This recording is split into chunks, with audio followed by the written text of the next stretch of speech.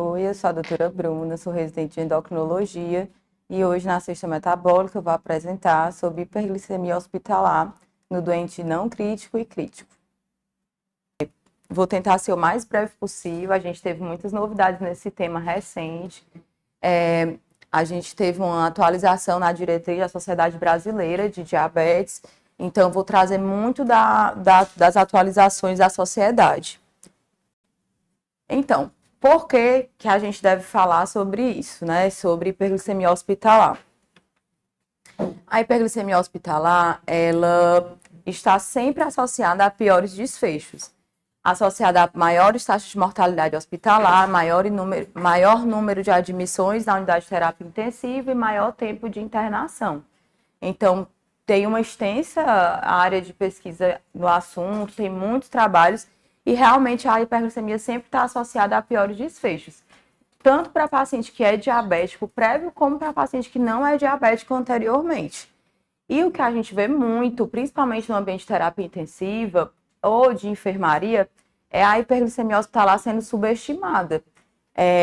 Geralmente vê pico glicêmico, realmente o paciente está grave, tem outros comemorativos e aquela hiperglicemia vai sendo subestimada. E realmente leva a uma inércia clínica terapêutica nesse manejo. E, como eu estava falando, tem muitos estudos clínicos mostrando que realmente o tratamento adequado da hiperglicemia hospitalar gera uma redução na incidência de infecções, principalmente infecções associadas a pós-operatório, né, a sítio cirúrgico e pneumonia hospitalar. E isso gera uma redução no tempo de internamento e nos custos. E eu achei interessante trazer um pouquinho de especificar sobre hiperglicemia por estresse, porque hiperglicemia por estresse é o principal diagnóstico diferencial da hiperglicemia do diabetes mesmo durante a internação, né? Por que tem paciente que não é diabético e faz hiperglicemia internado? Pela hiperglicemia por estresse. É um tipo de alteração que ocorre uma elevação transitória da glicemia, reversível, que ocorre em situações agudas, situações associadas a doenças graves, a procedimento cirúrgico, a trauma, a nutrição parenteral, enteral. Então, são situações que você tirou o paciente daquela homeostase e isso gerou um estresse e vai gerar essa hiperglicemia consequente. E essa condição, ela afeta cerca de 10% dos pacientes internados e ela está associada a um pior prognóstico. Um paciente que está tendo, a gente que trabalha em UTI vê muito isso. Quando o paciente começa a fazer muita hiperglicemia, provavelmente ele infectou de novo, então tem uma associação com o pior prognóstico. A hiperglicemia por estresse, ela é decorrente das respostas hormonais e inflamatórias que acontecem no trauma, na sepse, no doente grave, né? Que está associada ao aumento das catecolaminas, do hormônio do crescimento, do cortisol e também das citocinas inflamatórias. Então, tudo isso junto leva a um aumento da produção hepática de glicose, aumenta a resistência à insulina e piora a função da célula beta. Então, ele age de 3 formas, podendo gerar essa hiperglicemia. E, além disso, muitas vezes no doente internado, a gente faz glicocorticoides, catecolaminas, né, drogas vasoativas, e isso tudo vai piorar a hiperglicemia. E a hiperglicemia, ela gera vários distúrbios no doente, desde distúrbios hidroeletrolíticos, como também a disfunção endotelial, que um paciente que já está inflamado e ela vai piorar mais ainda, o estresse oxidativo. Essa tabelinha, ela está no livro do Vilar, e é bem interessante porque ela só resume isso, né? A hiperglicemia no estado de estresse, que está associado à inflamação, à liberação de catecolaminas, citocinas inflamatórias, e que isso vai gerar vários efeitos no doente crítico e não crítico. E achei interessante porque os estudos mais recentes, eles trazem muita associação com o COVID, né? Foi muito visto a hiperglicemia nos pacientes críticos e não críticos com COVID. Então, esse estudo que ele traz até na diretriz brasileira mesmo, da SBD, ele mostrou que a associação entre o controle glicêmico e o desfecho em pacientes com COVID sendo que o risco de ventilação mecânica em pacientes que tinham hiperglicemia na admissão foi muito maior. Então, realmente, tem uma associação, e esse estudo, ele é bem interessante, ele é de uma revista acadêmica de Piauí, e eu achei interessante porque ele trouxe justamente essa interface das várias citocinas inflamatórias associadas ao quadro da infecção pelo SARS-CoV, e que nesse estudo ele traz um fato que eu não sabia. A hiperglicemia não só é uma consequência da infecção pelo COVID, como ela realmente piora a infecção. Né? Aí, o estado hiperglicêmico facilita a ligação do COVID no receptor ECA, que é onde ele se liga para infectar pulmão. Então, assim, eu não sabia, mas realmente um estado hiperglicêmico, ele não só piora o contexto da infecção, como ele facilita a infecção ocorrer. E agora eu vou trazer mais especificamente para a hiperglicemia no paciente não crítico, paciente de enfermaria, né, que a gente fala. Essa tabela é uma tabela trazida pela SBD nessa nova diretriz, que ela vai resumir basicamente a conduta do controle glicêmico. Eu vou falar mais dela, então não vou me ater muito agora, mas só para exemplificar. E a SBD, ela traz a definição de hiperglicemia hospitalar como todo paciente que apresenta uma glicemia maior que 180. E aí ela discorre muito nesse tema, porque tem outros estudos, tem outras fontes que falam que seria a partir de 140, que talvez esse 180 esteja muito alto, muito permissivo, mas a realidade é que se viu que não tinha muito benefício em você tratar, em você intervir acima de 140, então eles definiram mesmo como 180 sendo o ponto de corte para dizer que o paciente tem hiperglicemia hospitalar. Eles também trazem esse termo, que é a hiperglicemia hospitalar persistente, que seria 2 aferições, pelo menos, de glicemia capilar maior que 180. Porque basicamente é aí que a gente vai tratar de verdade, né? Assim, tratar de forma mais intensiva. Seria quando tem pelo menos 2 episódios. E aí é isso que eu estava comentando, que os resultados mostrando de tratamento de pacientes na faixa de 140 a 180 não são significativos. Então, não é custo efetivo você tentar manter uma meta, um rastreio de 140. Então, realmente, eles indicam intervenção só a partir de 180 mesmo, a glicemia capilar. E uma coisa importante sobre o rastreamento da hiperglicemia. Quem a gente vai rastrear? Todo paciente que internar, seja em qualquer unidade, ele tem que ter o rastreio com a glicemia capilar, preferencialmente na manhã em jejum, certo? Então, todo paciente tem que ter uma glicemia de rastreio. Por quê?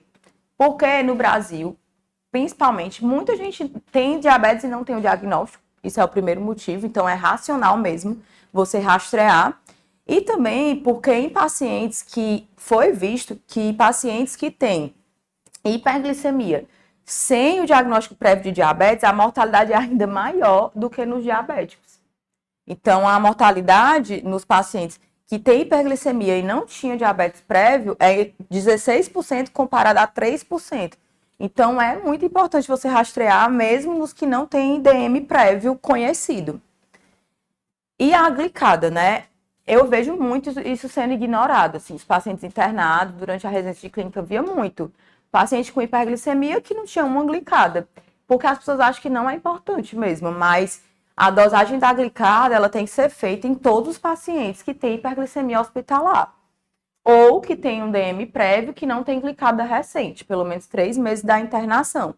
Então, basicamente, realmente tem que ser solicitado, na maioria das vezes, principalmente quando tem hiperglicemia hospitalar.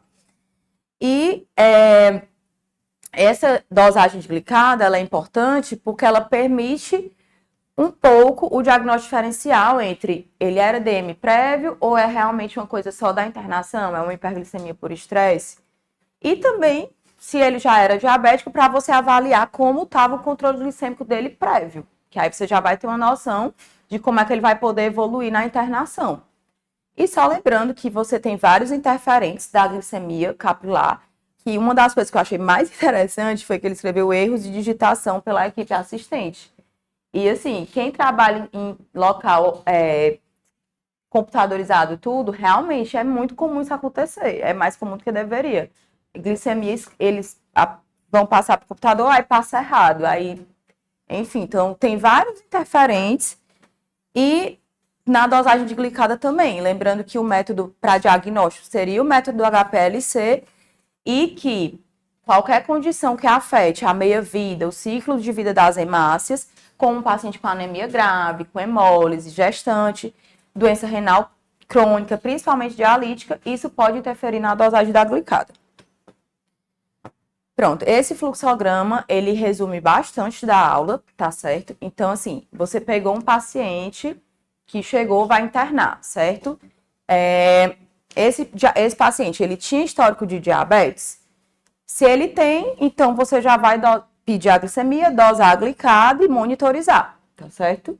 Se o paciente não tem o diagnóstico, você mesmo assim vai dosar a glicemia. Como a gente falou, tem que rastrear todo mundo. Se a glicemia der maior que 180, aí você vai seguir o fluxograma como se ele fosse diabético. Você vai pedir a glicada e você vai monitorizar. Se a glicemia não der maior de 180, aí você vai ver se ele tem fatores de risco para hiperglicemia, que nesse caso ele coloca o glicocorticoide ou a dieta enteral parenteral.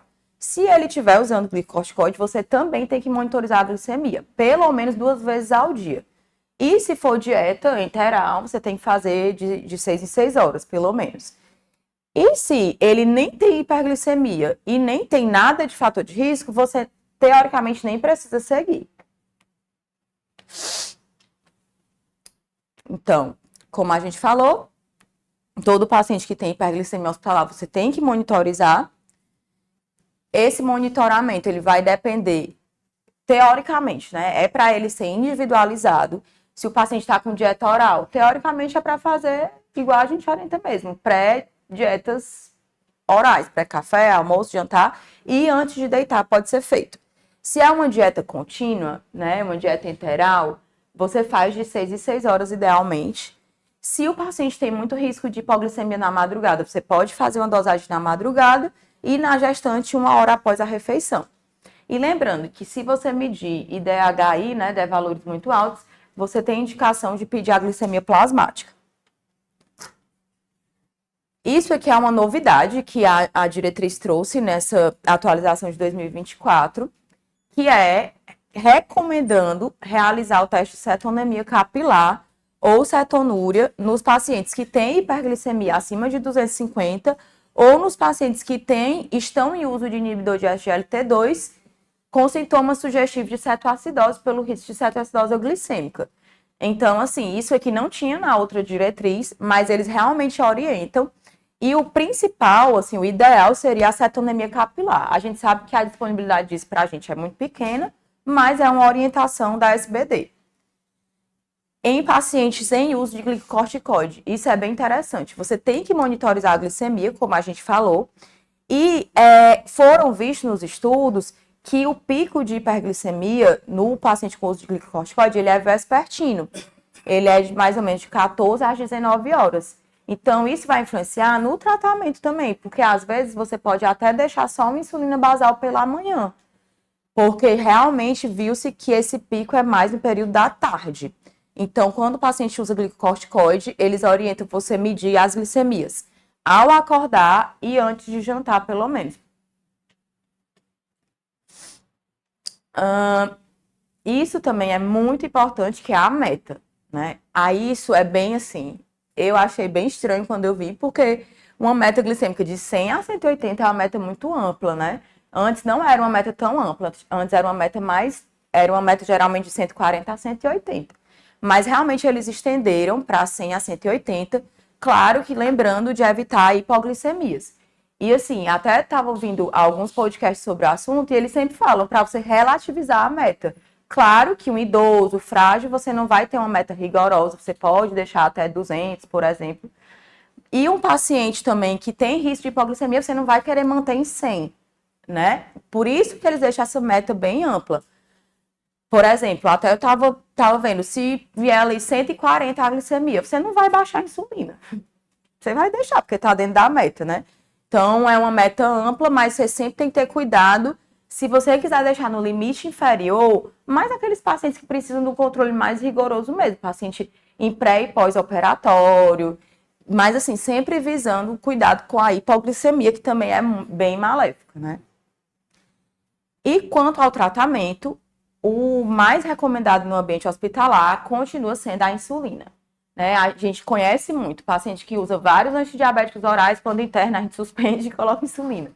Então, assim, realmente, não necessariamente é assim, mas o mais recomendado é a insulina. Segundo a SBD, né, é recomendado o uso de insulina basal.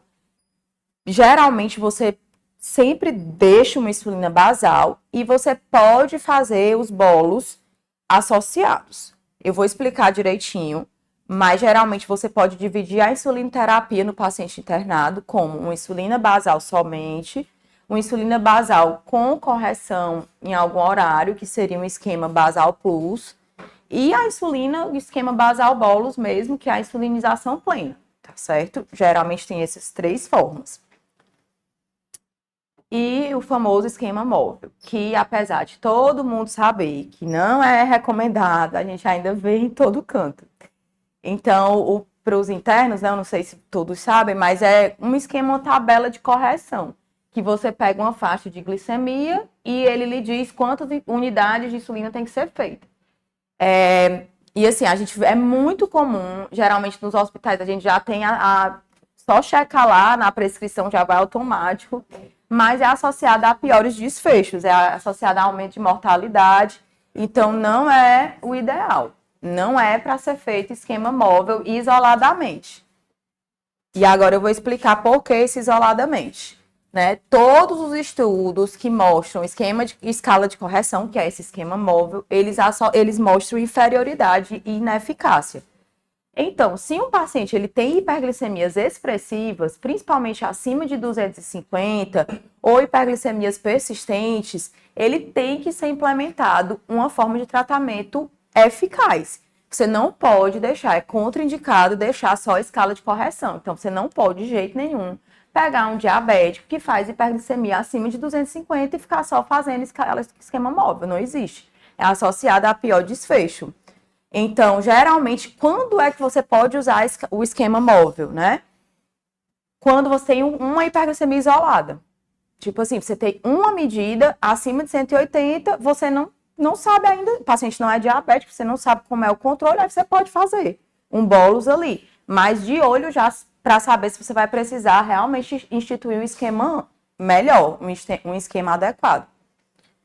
E assim, só lembrando que a escala de correção, isso aqui é um exemplo, mas cada hospital pode ter a sua, né? É individualizado. A desgraça ainda é individualizado. Então, como eu estava falando, eu trouxe essa tabela porque ela resume bastante. Quando é que você pode usar essa escala de correção, né? Esse esquema móvel? No máximo, se você tiver uma medida maior que 180, nenhuma maior que 250 e não fizer uso domiciliar de insulina. Então, ou seja, uma coisa bem esporádica, de uma hiperglicemia, aí você pode fazer.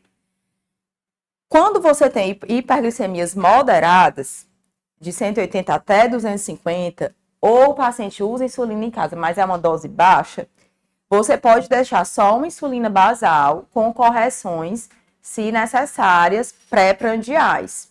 Aí você também poderia usar esse esquema, mas não sozinho, para correções pontuais. Mas se o paciente faz muita hiperglicemia, maior de 250, ou se ele é um diabético prévio, que já usava uma dose alta de insulina, ou DM1, você vai deixar o esquema pleno, o esquema basal bolus, que é a insulina basal, com os bolos de insulina rápida. Isso aqui sempre é uma dúvida que o pessoal tem, que é quando sabe que a gente é endócrino, pergunta logo, que é como é que você estabelece a dose total quando você vai insulinizar o paciente, né? Geralmente é bem amplo, tem locais que orientam você fazer de acordo com a sensibilidade à insulina que você acha que o paciente tem, né? Se o paciente é mais sensível, você faria uma dose menor. paciente é mais resistente, ou seja, um paciente obeso, com sinais de resistência insulínica, você faria uma dose maior por quilo. Mas o que a SBD traz é que você pode calcular de 0,2 a 0,6 unidades por quilo dia. Geralmente, eu faço 0,5 unidades quilo dia ali, para a maioria dos pacientes. E aí, esse vai te dar uma dose total de insulina. Aí você vai ver, geralmente a insulina basal, a gente deixa 50% e 50% de rápida.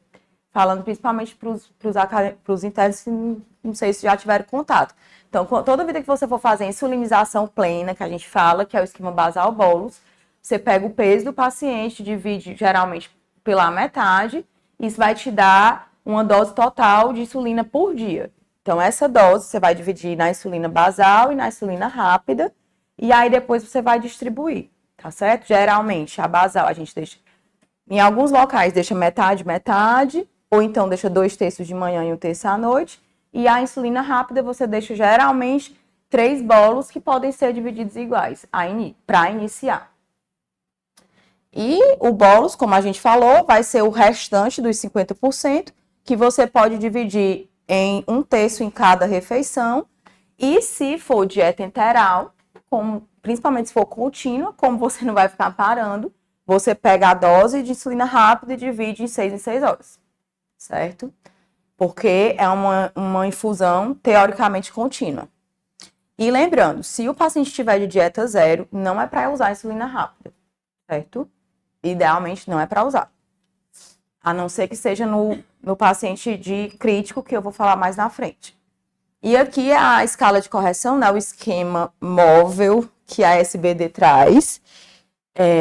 Que aí ele coloca também nele o paciente que é sensível, o paciente usual e o paciente resistente à insulina. Aqui é um resumo do que eu já falei, eu não vou me ater muito, porque é muita tabela. O que eu já tinha mencionado, né, na dieta enteral, que quando você for fazer, você vai fazer a insulina basal, você pode dividir de 2 a 3 vezes, e a rápida você deixa de 6 em 6 horas, porque a dieta enteral ela é uma infusão contínua. Também serve para a dieta parenteral, certo? Para NPT. Ele traz que se a dieta enteral for intermitente, você pode tentar colocar o bolus de insulina rápida junto com a infusão da dieta. Sendo que na prática isso é muito difícil de funcionar, assim. Então, geralmente o que a gente vê é deixando realmente de 6 em 6 horas. E lembrando, se o paciente está internado fazendo insulina e você vai zerar a dieta, você tem que se atentar para a hipoglicemia. Então, você tem que deixar um aporte glicêmico e já pensar em reduzir a dose.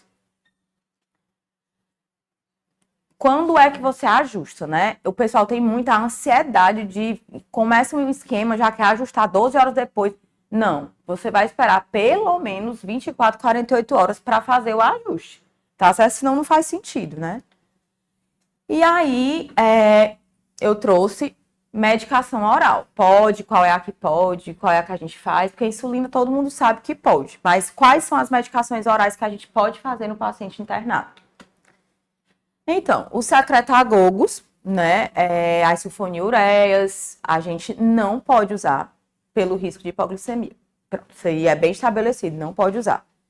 A metformina, que realmente é uma coisa interessante. Inclusive, tinha uma paciente nossa no mês passado, estava internada, da lipodistrofia, e ela estava, inicialmente, ela internou por infecção, e a gente tirou tudo, tirou metformina, deixou só a insulina.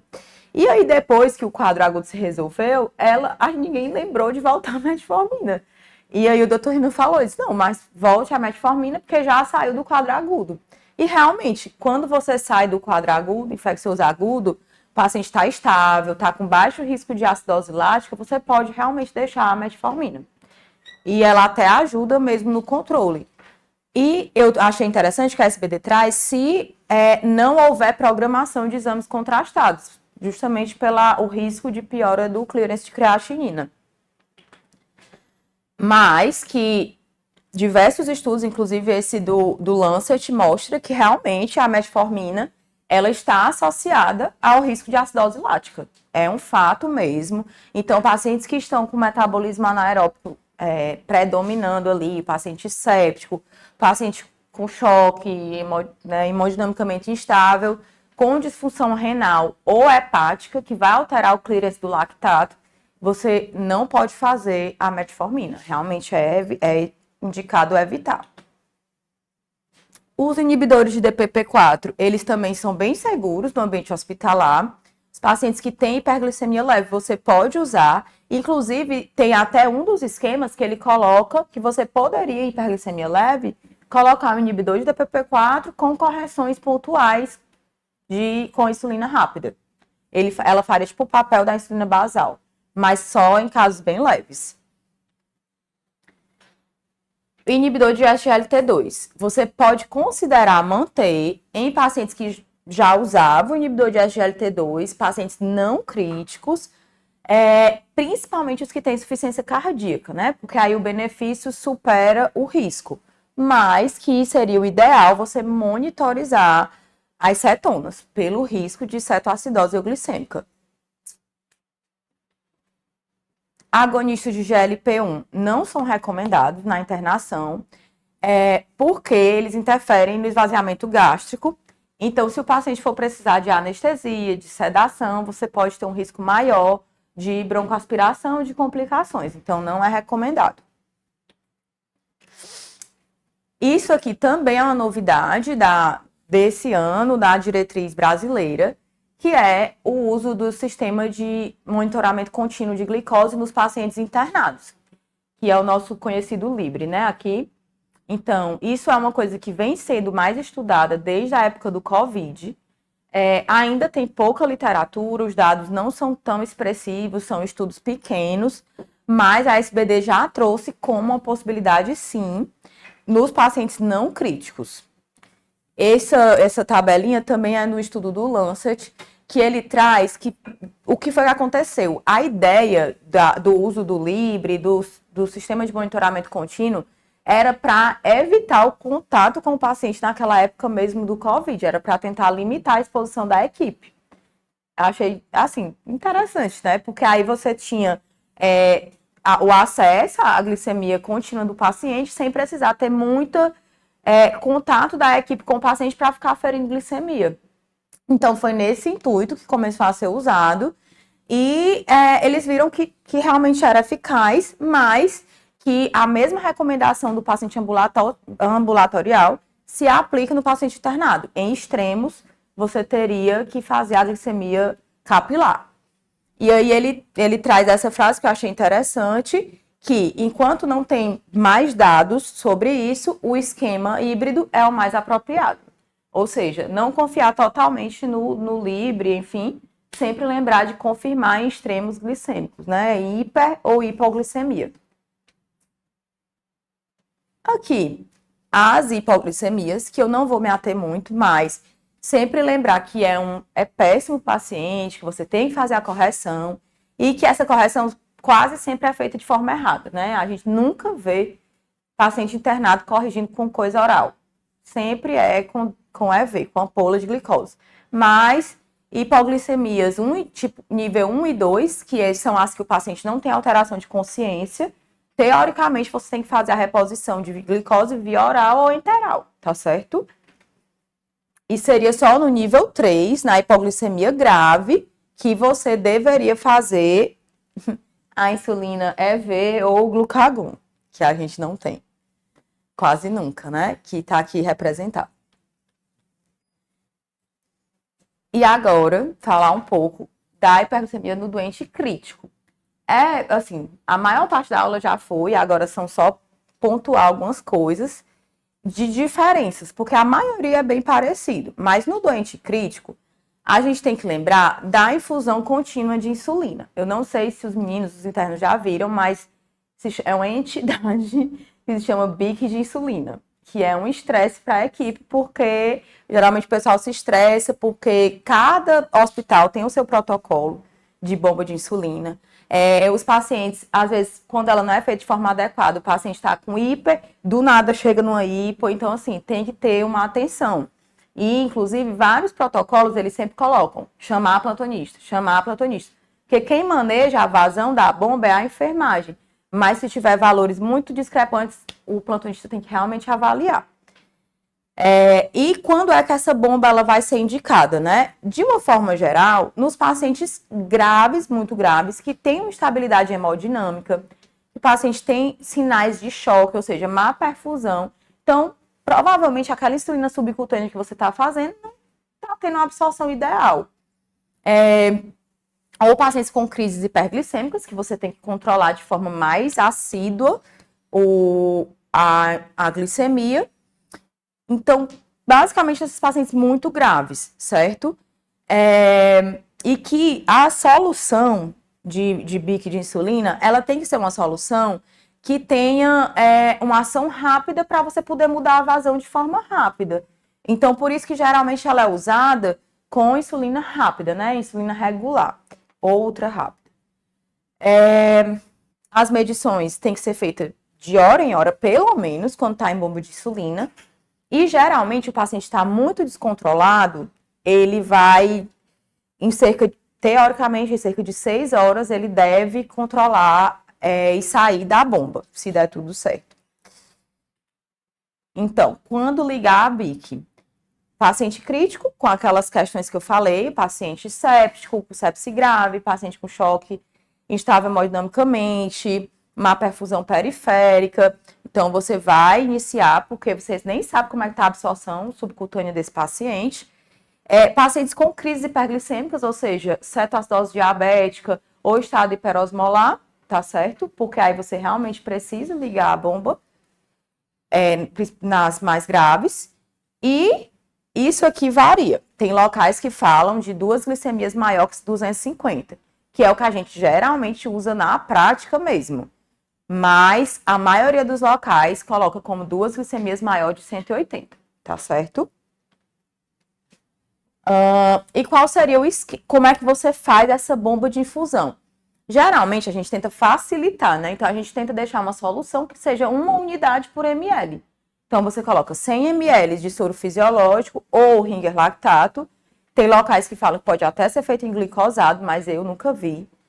E 100 unidades de insulina regular. Então, você fica com 1 unidade por ml em bomba de infusão contínua. E a vazão que você vai começar e que você vai manter depende do protocolo. E aí, como eu falei, cada local tem o seu protocolo. E lembrando que o paciente que está em bomba de infusão contínua de insulina, ele não pode estar em dieta zero e sem nenhum aporte glicêmico. Parece contraditório, né? Porque você está fazendo glicose EV num paciente que está hiperglicêmico. Mas você tem que deixar realmente algum aporte, pelo risco de baixar muito e fazer uma hipoglicemia. Esse protocolo é um protocolo do Sírio-Libanês, que ele traz realmente falando de 2 glicemias acima de 180. E que quando é que você vai desligar a bomba, tá certo? Você vai desligar a bomba quando o paciente tiver com pelo menos 2 glicemias, 2 horários, com glicemia menor de 180, certo?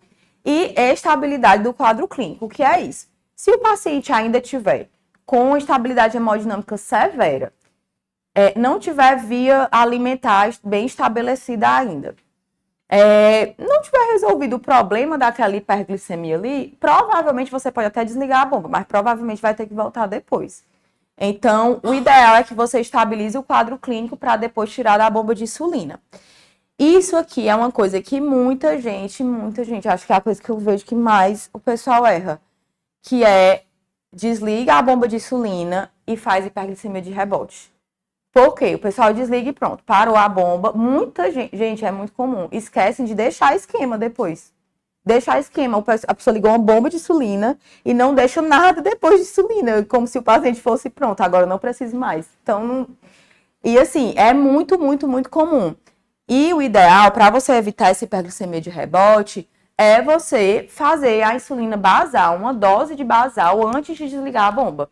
Por exemplo, você vê que o paciente já está caminhando para a estabilização glicêmica, aí você faz de 2 a 4 horas antes uma dose de insulina basal, ou NPH ou Lantus, que é o que a gente mais tem acesso em ambiente hospitalar.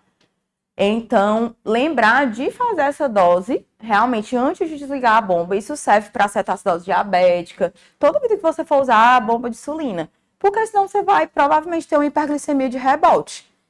E aí, uma coisa interessante que também é outra dúvida muito comum, que é como é que você sai de uma bomba de insulina para fazer um esquema basal bolus. Um esquema para você deixar, né, subcutâneo.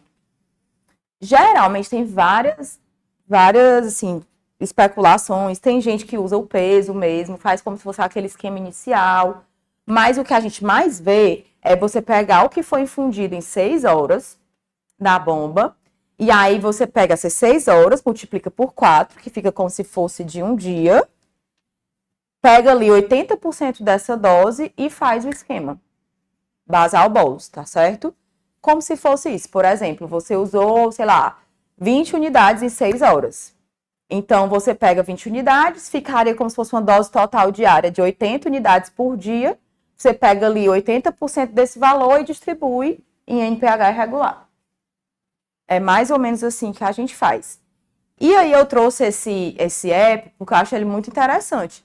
Ele é um app que ele tem esse aplicativo, que é o Insulin App. Ele tem no celular, ele tem no computador também, que é uma plataforma que inclusive o Sírio-Libanês recomenda. Ó, se vocês olharem aqui, ele coloca aqui, ó, bomba de insulina, controle pelo Insulin App, que é muito prático realmente. Esse aqui, só para exemplificar, é o protocolo do ISGH, só para vocês terem uma noção como de, vamos lá, 251 a 395, aumente a infusão 2 ml a hora, e assim vai. E aí, esse aplicativo, ele é muito interessante. Por exemplo, eu simulei aqui um tempo de infusão da bomba de 6 horas, com 20 unidades que foram infundidas nessas 6 horas. Você vai lá e soma mesmo, porque tem um protocolo, você soma e bota 20 unidades. Aí o paciente eu coloquei que está com dieta enteral. Aí ele me dá já a transição para a insulina subcutânea. Ó, ele fala, deixe 16 unidades de 12 em 12 horas, iniciar a primeira dose 3 horas antes do desligamento da bomba e deixar um esquema de regular conforme a correção. Geralmente, eu fico com medo de deixar essa conforme a correção, então eu já deixo um basal bolus mesmo. E para domicílio, gente, só pincelando, você tem que, obviamente, o paciente que alterou o esquema dele durante a internação, principalmente se ele já era diabético e estava muito descompensado, é bom que você realmente ajuste as doses, né? Ele não precisa ir com as doses que ele estava usando internado, mas pelo menos 80% dessa dose. E aqui é o último slide, só exemplificando mesmo, o finalzão, assim, o resumão, quando você vai fazer insulinoterapia, né? Como eu tinha falado, geralmente a gente usa 0,5 unidades quilo, aí você vai pesar o paciente, calcular a dose. 50% vai para insulina de ação longa, 50% vai para insulina de ação rápida, dividido nas frações que você vai fazer de acordo com o que o paciente está se alimentando, de acordo com o perfil do paciente. E era isso.